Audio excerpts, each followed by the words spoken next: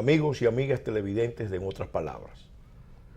Para nosotros es motivo de mucha satisfacción encontrarnos nuevamente con ustedes en esta ocasión para desarrollar un tema muy importante: la protección debida a la vida desde la concepción hasta el alumbramiento, hasta el parto. Para este programa especial sobre un tema tan importante y de tanta actualidad, contamos con la presencia de un distinguido profesional dominicano, el doctor Ariel Pérez. El doctor Ariel Pérez es médico anestesiólogo, profesor por muchos años de farmacología en la Universidad Nacional Pedro Enríquez Ureña. Fue director de hospitales de la maternidad del Seguro Social, ejerció su profesión en otras maternidades del país. Tiene también la distinción de haber sido pionero en la implantación de la técnica anestésica epidural en el país en 1970. Y lo más importante para los fines de este programa es que el doctor Ariel Pérez ha sido un profesional que ha asistido a más de 20.000 partos. Es decir, que si hay una persona que tiene alta calificación y experiencia para hablar de la protección debida a la vida desde la concepción hasta el alumbramiento, es el doctor Ariel Pérez. Buenos días, Ariel, muy contento de tenerlo aquí en compañía nuestra para desarrollar este importante tema. Yo aún más contento de estar acá, me siento honrado y agradecido de poder externar algunas opiniones sobre todo lo que tiene que ver con la vida desde la concepción. Vamos a empezar por ese tema. Hay algunos que todavía se atreven a discutir que la concepción es el inicio de la vida humana. Todo lo que nosotros somos empieza precisamente ahí, a través de ese fenómeno microscópico, pero no por el hecho de ser microscópico es menos relevante. La vida es un proceso. Algunos se empecinan en señalar que ahí en ese cigoto, en esa unión del óvulo y el espermatozoide, no hay vida humana, por lo menos vida humana respetable. Entonces quisiéramos empezar por el principio. Sí, justamente el principio es la unión del espermatozoide con el óvulo. Esa unión, que se forma una sola célula, esa célula se llama, en términos médicos, se llama cigoto. También le podemos decir ovocito, ovo de huevo, es un huevo que se forma, una sola célula. Hasta hace cierto tiempo, diría yo que unos años atrás, unos 30 o 40 años atrás, la discusión podría, sobre si había vida o no en el momento de la concepción, se convertía muchas veces en algo casi de opinión personal. Ya no es así. Científicamente está absolutamente demostrado que en el momento de la concepción, cuando solamente hay una célula, en ese momento hay vida. Aún más. Vida humana. Vida humana. O sea, hay una vida que corresponde a la especie humana. Y una de las características de esa vida que se forma ahí, en esa sola célula, es que es continua. Es interesante esta palabrita de continua, que no hay ningún periodo de división, ahora sí, ahora no, porque antes decían algunos autores, a las 12 semanas hay vida porque el niño está bastante formado, pero antes no. Entonces, podríamos decir, de acuerdo a lo que ellos expresaban, que en el momento de la fecundación había una cosa y en el momento de las 12 semanas había otra. A las 12 semanas había un ser humano, pero antes no era un ser humano. La pregunta clave es, bueno, ¿y qué es lo que era eso entonces? ¿Qué sucede? Que ya hoy eso no se puede discutir. Está tan absolutamente demostrado en términos científicos que ya eso no es objeto de discusión. Y cuando uno quisiera como discutirlo, pues simplemente es arropado por las evidencias científicas de nada más y nada menos que Premio Nobel de Medicina, aparte de una playa de científicos de todo alrededor del mundo que dicen sí hay vida. Entre los científicos Premio Nobel, cada uno tiene su preferido. El preferido mío, que afirma que hay vida ahí, es Yamanaka. Su nombre es Shinya Yamanaka. Y una de las cosas que lo hacen preferido para mí es que ¿qué lo lleva a él a hacer un estudio tan pormenorizado, tan profundo, que lo lleve a decir hay vida en esa sola celulita?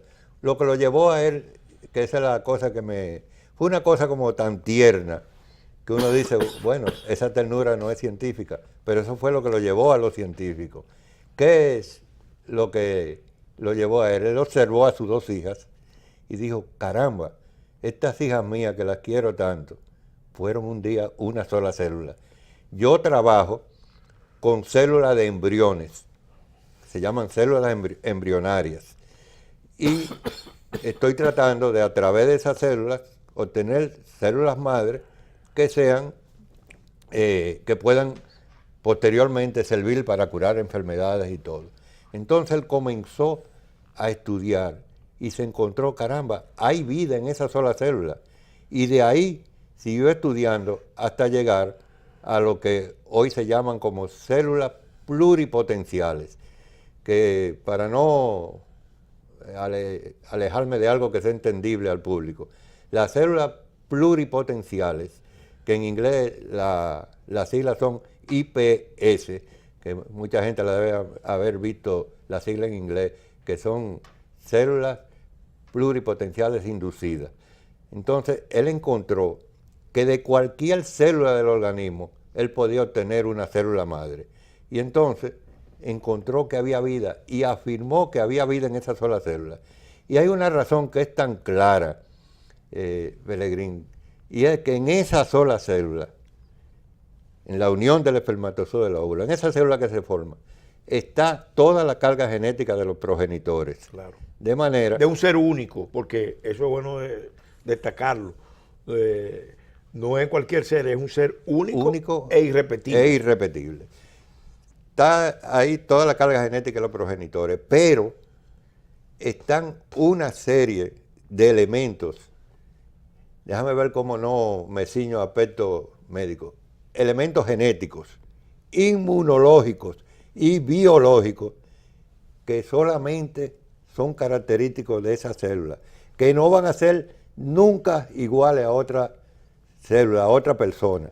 Y eso es lo que le permite afirmar a Yamanaka y a muchísimos otros científicos, ahí hay un ser humano. Ese ser humano, en esa sola célula, está el ADN que va a pertenecer nada más a esa célula, que no ha pertenecido nunca a nadie anteriormente, ni a posteriori, ni luego en el futuro a otra persona. Primero eso. Y segundo, que esa es nada más en ese momento, que es una cosa en la que muchas veces hasta médicos se pierden. No hay ningún otro momento, y podemos afirmarlo categóricamente, no hay ningún otro momento fuera de cuando se forma esa sola célula en la cual haya una adición de aspectos hereditarios, una adición de aspectos genéticos o biológicos. No, nada más en ese momento. De ahí en adelante, esa célula va a transmitir a las otras células en que se va subdividiendo, va a transmitir toda esa carga genética, biológica e inmunológica. Ese es un tema muy importante porque ahí nace un ser que tiene una capacidad de autodeterminación. Sí. Es verdad que en muchos sentidos tiene una vinculación con la madre, donde en el útero de la madre donde está albergado, pero la dinámica de ese ser es propia. propia, es autónoma. Es autónoma. Entonces, quisiéramos que abundáramos. Sí. ¿Cómo se produce ese proceso? Sí. Fíjate, a mí me gusta hacer el símil con el hecho de cómo nos comunicamos los seres humanos. Los seres humanos nos comunicamos por medio del lenguaje. Lo estamos haciendo en este momento. También nos comunicamos por el lenguaje corporal. Sin nada verbalmente expresado, resulta que tomamos alguna actitud con nuestro cuerpo que muestra algo.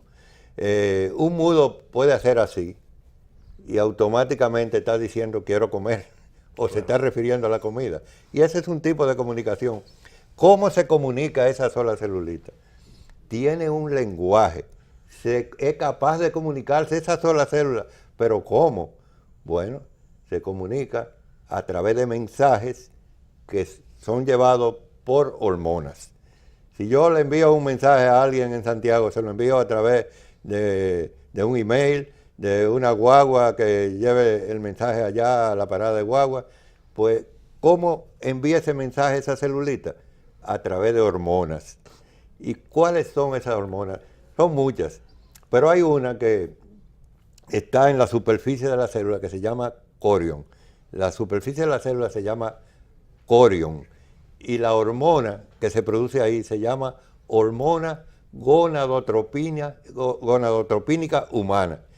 Y vamos a hacer un paréntesis aquí para decir qué interesante es que médicamente se le enseña a todo el mundo en la escuela de medicina, todos los médicos lo repiten, gonadotropina humana.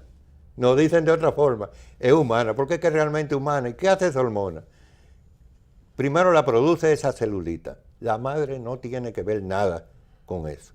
Entonces la celulita produce esa hormona y esa hormona lleva varios mensajes. El primer mensaje que lleva, se lo lleva a la mamá. Vamos a hablar no en sentidos figurados, sino en sentido más entendible. Le dice a la mamá, mira, hazme el favor, no tengas más menstruaciones, que ya yo estoy aquí. Eso es lo que le está diciendo. Segundo, esa hormona, gonadotropina coriónica humana, es la que cuando se le hace un examen a una persona puede decir está embarazada, porque se produjo muchas hormonas y eso es lo que se estudia en un laboratorio para afirmar que una persona está embarazada. Es una afirmación de la presencia. Es una afirmación de la presencia. Sí. Pero además, esa celulita sigue tirando otra hormona, por ejemplo la progesterona. También uno de los métodos que tienen en los laboratorios es ver qué cantidad de progesterona hay en la sangre de la madre. Y resulta que si hay mucha progesterona, también afirman, sí, estás embarazada. Pero ¿quién produjo esa progesterona? ¿Quién produjo esas hormonas? Esa celulita envió ese mensaje, habló, en términos figurados, habló a través de esa hormona que está produciendo. Y hay una cosa muy interesante que yo quisiera enfatizar en ella. Esa célula es capaz de luchar, es una luchadora, es capaz de luchar increíblemente para cumplir con lo que... El mandato de la vida. El mandato de la vida. Desarrollarse.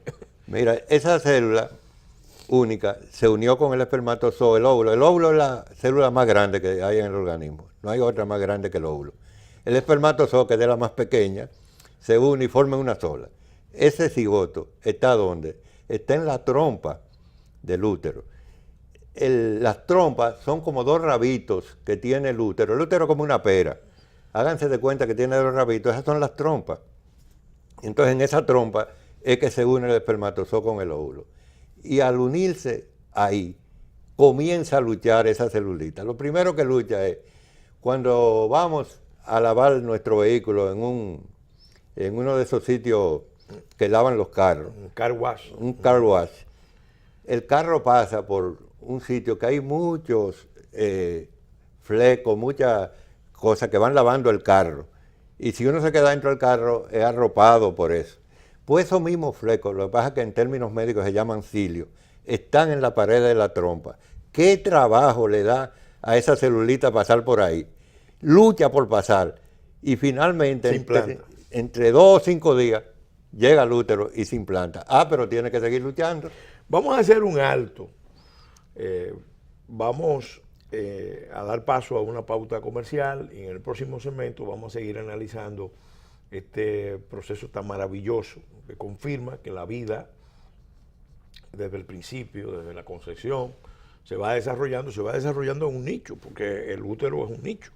Eso recuerdo, oyéndole, recordé una expresión de Konrad Lorenz y Karl Popper hablando de cómo lo maravilloso que es la vida en general y sobre todo la vida humana, la vida inteligente.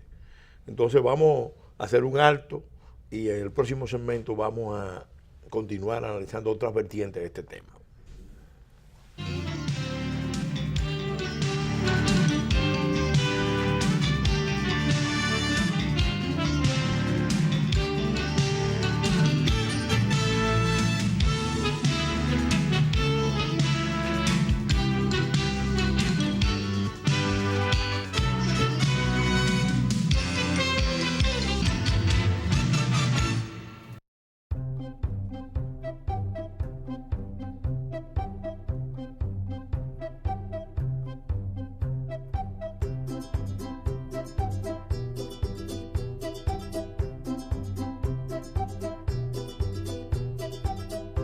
Su futuro crece conmigo y con Milex Kinder Gold, porque contiene los probióticos y prebióticos que él necesita para fortalecer su sistema inmunológico.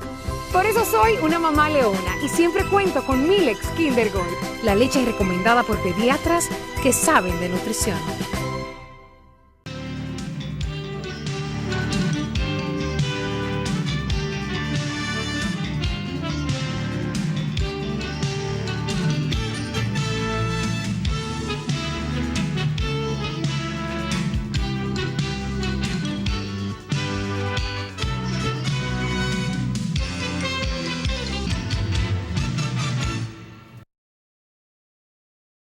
Con este espacio, en otras palabras, en un programa dedicado a analizar la vida desde la concepción hasta el alumbramiento, quisiéramos con el doctor Ariel Pérez analizar en este segmento procesos que se van dando a lo largo del embarazo, porque es cierto que se empieza a través de un proceso muy simple, de la unión del espermatozoide con el óvulo, la formación del cigoto, pero luego viene un proceso de mutación, de transformación de esa célula, de división de esa célula que se va multiplicando y creciendo.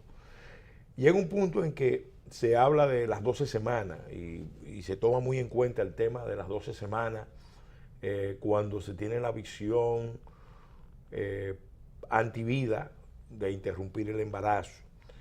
¿Por qué se coge ese concepto de las 12 semanas en la visión antivida? Esa es una vertiente del tema. Y el otro aspecto que quisiéramos que empezáramos a analizar es el tema de cuáles son realmente las situaciones que pueden poner en peligro la vida de la madre, porque es un proceso que se va dando con cierto nivel de complejidad y en interacción con el cuerpo de la madre, que es otra vida, y entonces surge la controversia de que en determinado contexto hay un riesgo para la vida de la madre. Entonces eso también queremos empezar a analizarlo en este espacio, en este segmento de En Otras Palabras. Doctor Pérez. Bien. Fíjate, Pelegrín, permíteme, antes de contestarte esa pregunta, terminar la idea que había comenzado a expresar. Yo decía que cuando el huevito llega al útero y se anida en el útero, pues ocurre una cosa muy interesante. Ya luchó para salir de la trompa y ocurre algo interesante, que tiene que luchar para anidarse en el útero. ¿Por qué? Porque hay cierto grado de rechazo de la madre a que se anide. ¿Por qué hay ese rechazo? Porque esa celulita tiene 46 cromosomas, de los cuales 23 son de ella y 23 son del padre. Y resulta que esos 23 del padre, el tejido del útero lo rechaza. Entonces la celulita tiene que luchar con ser rechazada, pero de todas maneras se anida. Y ahí va ocurriendo lo que yo le llamo un milagro natural. Antes de contestarte la pregunta, déjame expresarte que un milagro, todos sabemos, que es algo que se aleja de todas las leyes de la naturaleza, es algo sobrenatural. Entonces, yo digo que todo lo ocurrido y lo que ocurre en el momento de la concepción y de ahí en adelante es un milagro natural, porque es natural, pero caramba, tiene ciertos aspectos que son verdaderamente milagrosos. Bueno, entonces ahora te contesto tu pregunta. Fíjate, a mí me parece, y gracias a Dios está bien documentado eso, que afirmar que a las 12 semanas que hay vida es una solemne tontería. Déjame repetirlo nuevamente, es una tontería. Recientemente escuché a una persona que trabaja en una organización internacional y le escuché en un programa de televisión hablando de las benditas 12 semanas. En las 12 semanas es verdad que está formado todos los órganos del niño y de ahí en adelante lo que va es a crecer. Pero vamos a hacer una cosa, más o menos entre 8 y 15 días el corazón del niño comienza a latir. Entonces usted hace una sonografía y encuentra ese corazón latiendo. Entonces ese corazón que late, que es antes de las 12 semanas, ¿qué pasó con eso? ¿Qué pasó? Si hay un corazón latiendo, ¿qué pasa? Y recordemos que la vida que se forma en esa sola célula es una vida continua. No hay detención en algún momento, que ahora es una cosa y luego otra. Es continuo. Bueno, todo. Tan continuo que ahora en el presente estamos hablando de ese tema y en realidad todos nosotros, los que estamos aquí, los que nos están viendo, pasaron por eso. Somos embriones que sencillamente se fueron desarrollando. Empezamos siendo embriones, sí, como todos los seres humanos. La diferencia con el enfoque que plantean algunos es que el flujo de la vida se dejó correr y no se interrumpió. Con todo el respeto de las personas que tienen ideas diferentes a la nuestra, yo diría que ya las discusiones están más avanzadas del momento que ellos están. Ahora se discute, Pelegrín, si todo el desarrollo de esa celulita cuando comenzó termina a las 400 semanas. Y hay otros que discuten que no se detiene como hasta que una persona tiene 30 años. O sea que hasta los 30 años todavía el programa que tiene esa única celulita se va desarrollando. Y a propósito del programa, yo creo que me encanta una idea que fue expresada por el libro de la vida. Sí, el libro de la vida. Hay una genetista mexicana que realmente me encanta, la doctora Calva, que yo soy un seguidor de ella. Y ella hizo una exposición ante el Congreso mexicano, que es de antología. Y ella es de la que dice, caramba, en el momento de para hacerlo como más explícito, ella dice, en el momento de la fecundación, se juntan los 46 cromosomas y tenemos que, 23 del padre, 23 de la madre, tenemos que ver eso como una biblioteca, como una tremenda enciclopedia de 46 tomos. Dice, y no hay nadie que pueda leer los 46 tomos al mismo tiempo. Es difícil leer una página de cada uno de los 46 tomos al mismo tiempo. Usted lee una primero. Eso hace esa celulita. Va leyendo entre comillas. Una supercomputadora. Sí, una supercomputadora. Y se va desarrollando. Muchas veces pensamos que cuando nace el niño ahí se acabó todo. No, pero ven acá, va a seguir creciendo. Y eso estaba programado en esa célula. Y va a seguir creciendo. Y usted ve jóvenes que a los 12 o 13 años van a jugar basquetbol y le dicen, tú eres muy pequeño, tienes que jugar de playmaker, tú no puedes jugar en las 3 posiciones delanteras, centro o forward. No, resulta que siguen creciendo y después dicen, oh, pero este muchacho sí tiró, porque siguen y hasta los 30 años eso sigue. Ariel, el tema del riesgo de la vida de la madre, ¿cuáles son las situaciones más comunes donde el embarazo puede tener complicaciones, puede plantear riesgo, puede poner en peligro la vida de la madre? Mira, desafortunadamente yo tengo una foto y el pie de la foto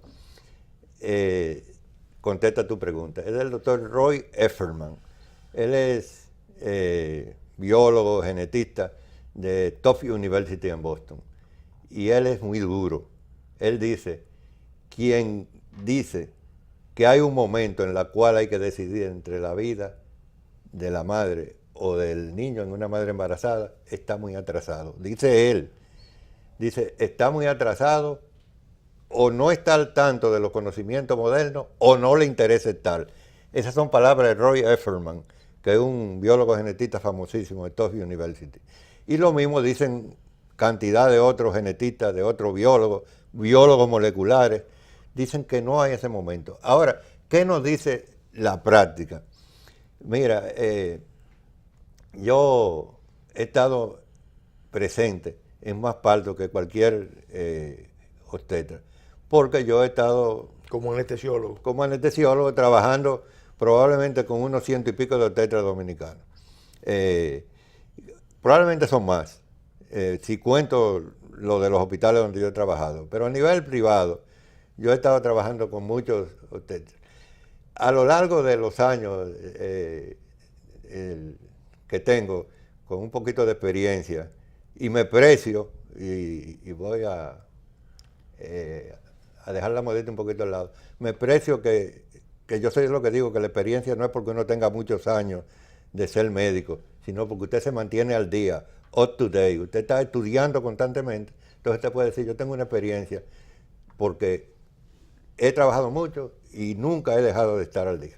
Pues mira, yo nunca he visto un caso, uno, en la cual el médico haya dicho, caramba, tengo que decidirme o por la madre o por el niño. No he visto uno, pero es lógico pensar que pudiera darse el caso. Pero a mí se me ocurre pensar, Peregrín, si en el Congreso van a aprobar una ley contra la inseguridad que tenemos en nuestra calle, que es mucha, y resulta que a alguien se le ocurre decir, vamos a aprobar una ley contra las personas que al salir de la bañera en un baño se dan un golpe, se caen, se dan en la cabeza y se matan. Y hay otro que dice, bueno, ese es un caso, yo no sé entre cuántos, es muy raro que pase, lo que sí pasa todos los días es que hay un atraco en la calle, vamos a legislar contra el atraco en la calle. Entonces, eso es lo mismo que dicen, no hay un momento en el que usted tenga que decidirse. Por lógica, nosotros decimos, bueno, una paciente sale embarazada y después de embarazada se le descubre que tiene un cáncer del útero. Entonces la pregunta es, ¿tengo que trabajar con esa paciente, darle quimioterapia, que es un tipo de medicamento por la vena para matar las células cancerosas, pero que también mata las buenas? Tengo que darle quimioterapia a esa paciente, tengo que darle radioterapia, con lo cual voy a matar el feto. Entonces... La criatura, vamos a usar la criatura, el ser humano que está ahí, lo voy a matar. Entonces, ¿qué hago? Entonces, ese es un caso. Yo no lo he visto nunca, pero por lógica es posible que se pueda presentar. Se le presentó a una italiana, Pelegrín, y la italiana, esa señora, dijo, ¿cuántos años me van a dar de vida si yo sigo con este embarazo? Dice, no, le damos 1 año de vida.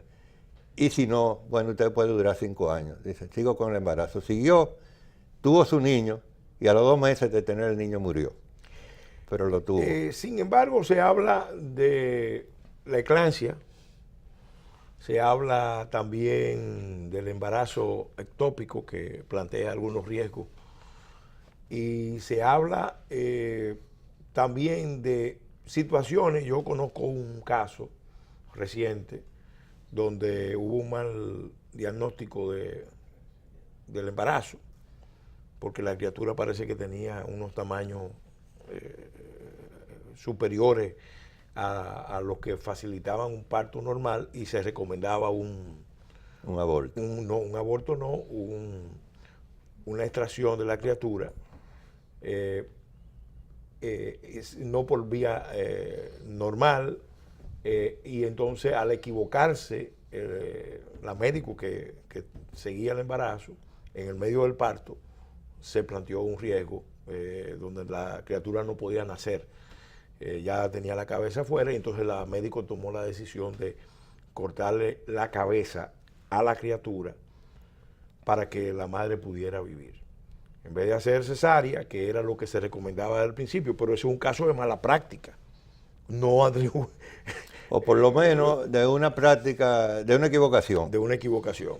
Que, sí, una equivocación porque pudo hacer la cesárea y optó por el parto natural y generó la situación de peligro de la madre, porque ya la madre no tenía fuerza para producir el parto. Yo vuelvo y te insisto que esos casos son rarísimos. Son excepcionales. Y no quieren... por las excepciones quieren establecer la ley. Ahora, siempre el médico va a tener la opción de decir, de acuerdo a su conciencia, lo que él considera que es una buena práctica médica, de hacer lo que haya que hacer en ese momento que se presenten ese tipo de cosas. Pero siempre va a tener, o debe de tener, como opción principal, salvar la vida de los dos. ¿Los protocolos médicos de emergencias obstétricas existen o no existen? Existen. Cuando se presentan esos casos. Existen y son para salvar la vida de los dos. Y cuando se presentan esos casos, lo que hay que echar de mano, lo que es protocolo. Nosotros, muchas veces, por la parte mediática y lo que es sensacionalismo, etcétera, nosotros tuvimos un caso en nuestro país de una muchachita que tuvo una leucemia y que salió embarazada a muy corta edad. Creo que se llamaba... Esperanza. Algo así, Esperancita o algo así.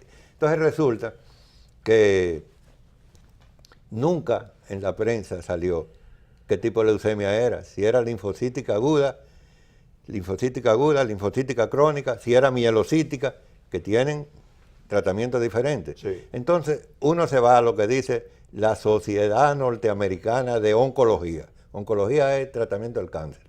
Y entonces, ¿qué dicen ellos? Dicen no, que hay que mantenerse embarazo. Y dicen, y después de los 3 meses, en la forma que sea, hay medios médicos para mantenerlo y sin el peligro de la vida. Y aquí mandaron por la prensa una cantidad de informes de que no, que si sigue el embarazo había un peligro de la vida de la niña. Realmente tendríamos que saber si fue tratada adecuadamente con los protocolos que necesariamente tenemos que llevarnos, lo queramos o no, de la Sociedad Norteamericana de Oncología, de otros sitios que han avanzado mucho en eso, y ellos lo que decían era que se debía seguir. Sin embargo, aquí, por la prensa, fue una cosa horrible. Esa es la realidad nuestra. Doctor Pérez, vamos a hacer de nuevo una pausa, y en el próximo segmento vamos a seguir abordando otras vertientes, otros aspectos de este tema tan importante, y repito, de tanta actualidad y de tantas controversias.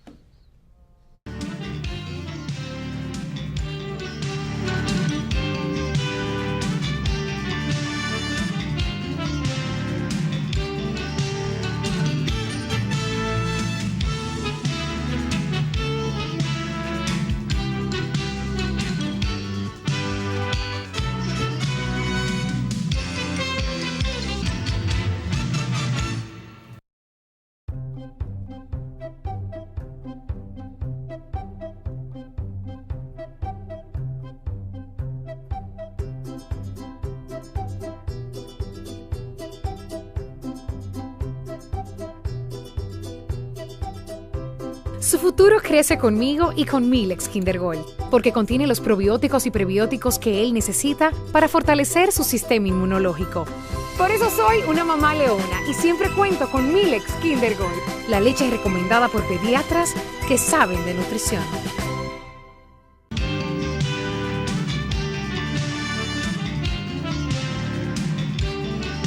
Con el análisis de este tema tan importante, la protección a la vida desde la concepción hasta el alumbramiento, contando con la presencia, la intervención destacada del doctor Ariel Pérez, un experimentado profesional anestesiólogo que ha asistido a más de 20.000 partos.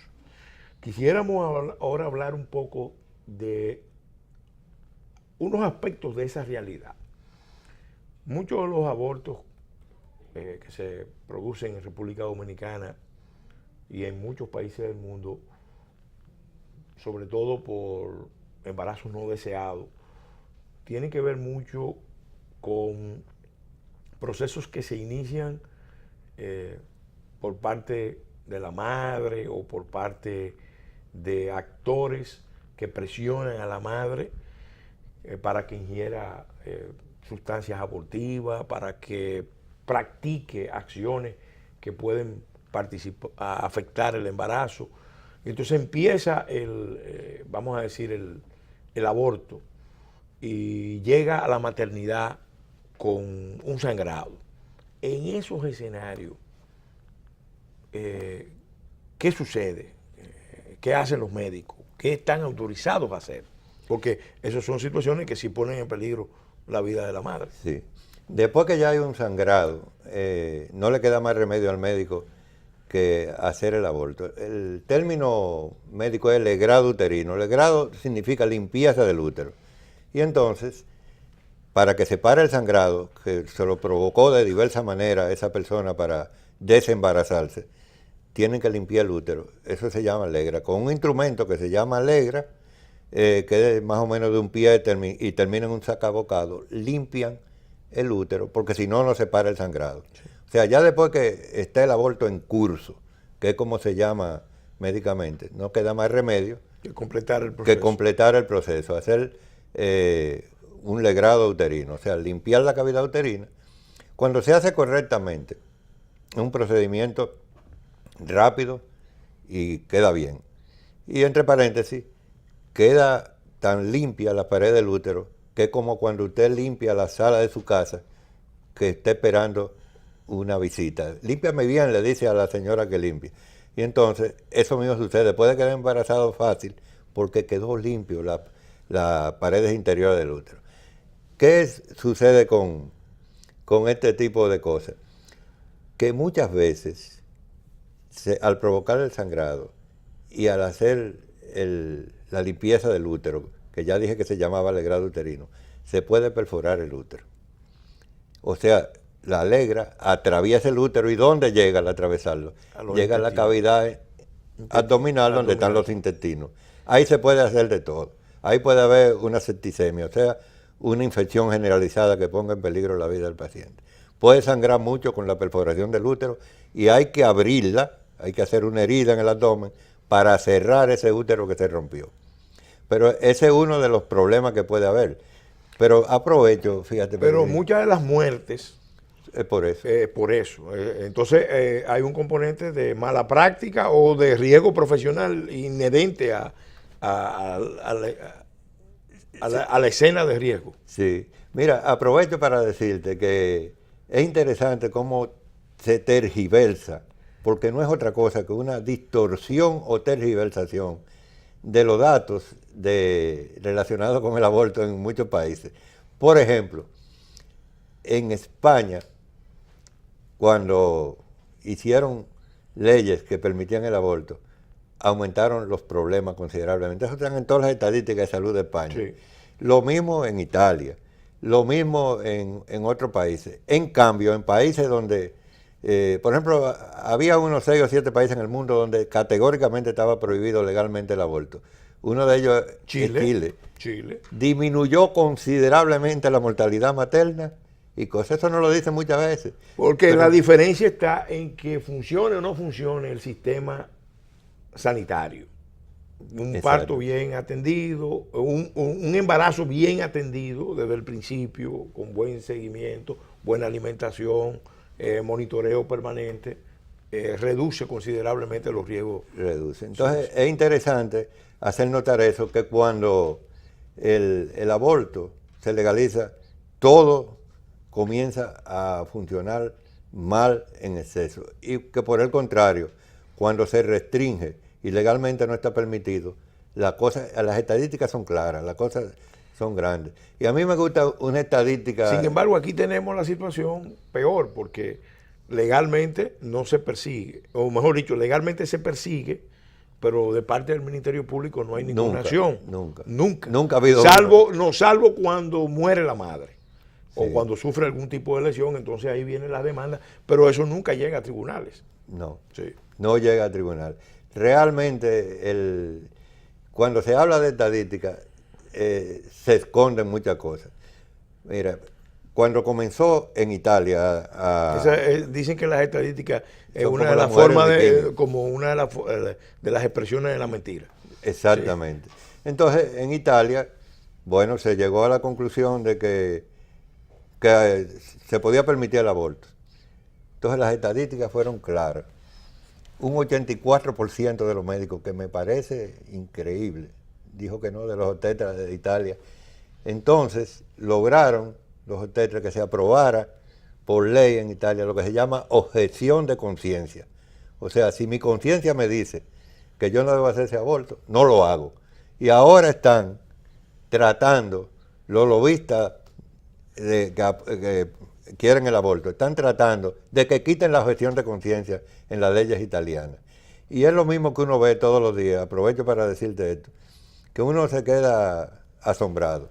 Recientemente vi en la prensa de aquí que Amnistía Internacional tenía en las 4 esquinas, por decirlo así, a nuestro país, porque aquí no se aprobaba el aborto con los causales. Oye, debían de tenernos en un pedestal, que debían tenerlo. Sí. ¿Y quién es Amnistía Internacional? Cuando uno busca eso, uno tiene que llegar a la conclusión, caramba, creíamos que ese término ya no se podía utilizar, pero es una organización de fachada. Sí. Es una organización de fachada. Eso.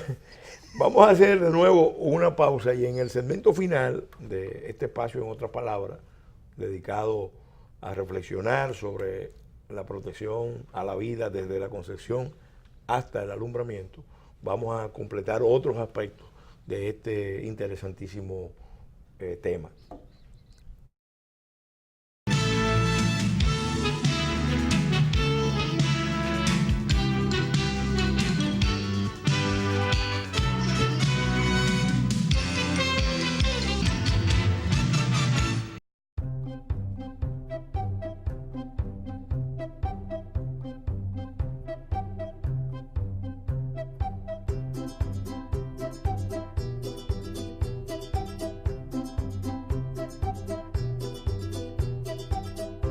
Su futuro crece conmigo y con Milex Kinder Gold, porque contiene los probióticos y prebióticos que él necesita para fortalecer su sistema inmunológico.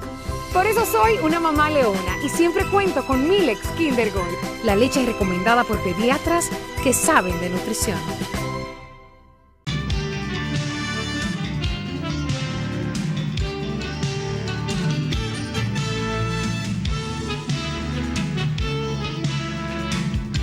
Programa, en otras palabras, en este segmento final, en compañía del doctor Ariel Pérez, quisiéramos abordar otros aspectos importantes. Este tema ahora mismo está siendo objeto de mucha controversia en República Dominicana. Lo ha sido en muchas partes del mundo cuando desde la cultura de la muerte ha querido implantarse la visión de liberalización o despenalización del aborto. Se habla siempre de 3 causales, como excepciones al principio de la protección de vida a la vida. Se habla de la causal del embarazo provocado por incesto o violación, se habla de la causal donde hay una criatura que tiene malformaciones congénitas que se dice que son incompatibles con la vida, por lo menos eso se dice. Y ya lo hablamos, es el tema del riesgo de la vida de la madre, donde usted, con su experiencia de asistir a 20.000 partos, dice que eso realmente es muy excepcional, muy raro. Vamos a hablar de esas otras 2 causales. Fíjate, Pelegrín, la clave de todo fue como comenzamos este programa. Hay vida en el momento de la concepción. Si hay un ser humano ahí, cualquier actitud que usted tome que implique que ese ser humano usted lo va a cercenar, lo va a matar, es un ser humano. Los derechos humanos, el número 1. Empieza por ahí. El número 1 es el derecho a la vida. Entonces usted no puede tratar de hacer algo que implique matar a un ser humano. No puede. Entonces, cuando hay una violación, hay estadísticas que varían, pero una de las estadísticas dice que es un 0.2%, o sea, 2 de cada 1000. quedan embarazadas. Bueno, pero quedó embarazada, que hay muchos casos de violaciones por embarazada. Entonces, si quedó embarazada, tiene todas las opciones del mundo, pero entre esas opciones no está la vida que se formó, no está eliminarla. Usted no puede solucionar un problema eliminándola. Y hay una cosa muy interesante, y es que las personas embarazadas por violación, a la que se le practica aborto, después tienen todo tipo de problemas, problemas severos. Y como un buen abogado, yo te diría a ti, Pelegrín, que a confesión de parte, relevo de prueba. Hay una organización en Estados Unidos que se llama Planned Parenthood, que es famosa porque es la que está todo el tiempo fomenta a nivel mundial el aborto, la cultura del aborto, que recibía $500 millones del erario norteamericano para hacer sus labores. Esa entidad, Planned Parenthood, es la que dijo que había muchos problemas después de los abortos, que las pacientes que tenían el aborto, depresión, después de violados, que tenían, dice esa institución, que es la que promueve el aborto. Intento de suicidio. Y nosotros sabemos como médicos, además, que después del aborto viene todo lo otro. Por ejemplo, la Sociedad Norteamericana de Oncología, en su sección de cáncer de mama, dice que hubo 5.000 casos de cáncer de mama post-aborto, que se lo achacan al aborto, en el año 2016, hace un año. 5.000 casos. Esa es una cosa como bien severa, una estadística bien fuerte. ¿Y qué más hay? Bueno, hay los problemas. Hay un estudio muy interesante que dice que las pacientes a las cuales se le practicó el aborto, ya sea por incesto, ya sea por violación, ya sea porque era un embarazo no deseado, como le están llamando, que el día que estaba supuesto a nacer el niño tiene un dolor de cabeza horrible.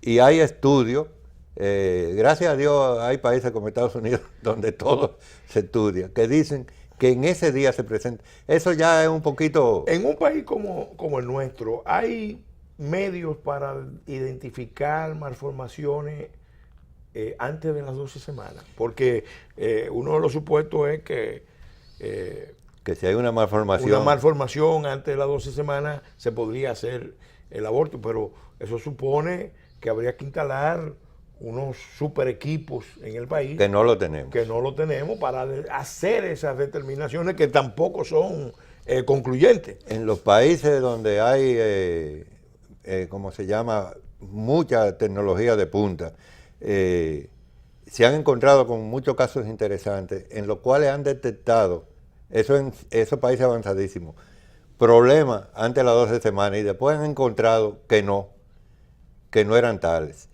Y entre esos problemas hay un caso que se menciona mucho de la gente que son pro aborto, y es que dicen que, bueno, si hay un anencéfalo, ¿qué pasa a un niño anencéfalo? Bueno, un niño anencéfalo no vive. No va a vivir. Hay algunos que han vivido 2 meses. Son casos raros. No se puede decir un caso raro. Pero esos niños que viven 2 meses han tomado el seno de la madre. Han tomado el seno de la madre y la madre lo ha amamantado y lo ha querido mucho. Le ha dado amor a ese niño. Las personas que son religiosas lo han bautizado incluso. Es que hay gente que no se da cuenta que una de las características de la condición humana es precisamente el tener la capacidad de sentir compasión, de sentir piedad, de sentir identificación con el dolor. Porque ese es un elemento muy importante. En la cultura de la muerte se quiere suprimir toda experiencia de dolor, toda experiencia de riesgo, como si los seres humanos fuéramos ostras. Cerradas y obviamente eso tiene una implicación importante en la condición humana, porque lo que se está fomentando es un ser que va a reprimir esos sentimientos y por el contrario va a buscar siempre evitar el dolor a cualquier costa, a cualquier precio, y además buscar el placer. yo creo que hay un elemento cultural detrás de toda esta visión. Exactamente. Sí. Y es un elemento inhumano, sí, inhumano desde muchos puntos de vista. Aquí recientemente vino un señor sin brazo y sin pierna, sí, que dio una serie de conferencias, no recuerdo su nombre. Bueno, el presidente Medina lo recibió, sí, y manifestó su gran admiración por lo que ni brazo ni pierna, ese joven había logrado. Hace unos 30 años más o menos, tal vez 40, había una droga que se llamaba talidomida, que sí, se utilizaba para fines de tranquilización, sí, etcétera, sí, que provocaba ese tipo de problemas, nacían sin brazos. Entonces, si tú, por alguien que ya detectaste a través de una sonografía que no tiene brazos, tú vas a eliminar esa vida, bueno, pues vamos a aplicarle eso mismo a lo que tenemos hoy, a la persona que perdió una pierna porque tenía diabetes y perdió la pierna, vamos a eliminarla. Y así arreglamos la cosa. Desde ese punto de vista, claro que eso es... Hay una experiencia histórica muy amplia que demuestra que las madres sometidas a presión, a condicionamiento para que aborten, cuando reciben protección del Estado, de organizaciones diversas, de su propia familia, normalmente en una proporción muy alta, deciden seguir el embarazo. Y después lo que se veía en un momento dado como ofuscación, como un riesgo, como un peligro, como algo que iba a perturbar la vida, se convierte en una felicidad. En esa dilatada experiencia de haber asistido a 20.000 partos, donde el anestesiólogo de alguna manera interactúa con la paciente, ¿qué usted nos puede decir?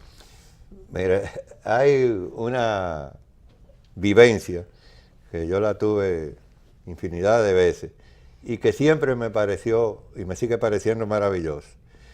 En el momento del parto, acababa de nacer el niño, gracias a la anestesia epidural la paciente está despierta. Antes la dormían de diferentes maneras, antes hace 50 años. Entonces resulta que tú le pones al bebé en el regazo de la madre y hace que el bebé mire a la madre y que la madre mire al bebé. El que ha visto ese momento sabe que prácticamente unió el cielo con la tierra. Ese es un momento inolvidable. Ese es un momento que no se puede describir. El que trate de describirlo, bueno, que puede ser el mejor escritor del mundo, no lo va a describir. Ese momento en que se junta la mirada de la madre con el niño acabado de nacer que está en su regazo, eso vale todos los millones del mundo, lo vale. Y eso es lo que yo te puedo decir en lo que se refiere a mi experiencia. El vivir eso es una cosa absolutamente fuera de serie. Lo que yo le llamo un milagro natural. Hay otro aspecto que me gustaría tratar, que está relacionado con este tema. Estamos viviendo la época donde se fomenta las salidas fáciles a los problemas de la vida, que a veces son complejos. Por un lado, por ejemplo, se está estimulando a los jóvenes, a todos, al uso de los potenciadores sexuales, tanto para hombres como para mujeres. Pero al mismo tiempo se fomenta el consumo de las píldoras que llaman del día después. Hablando con médicos experimentados en esta materia, con ginecólogos, con obstetras, surge la inquietud, la preocupación de los efectos en la salud pública que pueden tener ambos aspectos. Por un lado, estimular el uso de potenciadores sexuales sin discriminación, sin advertencia, y por otro lado, el uso de la píldora del día después, que se discute si es abortiva, si no es abortiva. Me gustaría una reflexión sobre ese tema. Bueno, vamos a comenzar con la píldora del día después.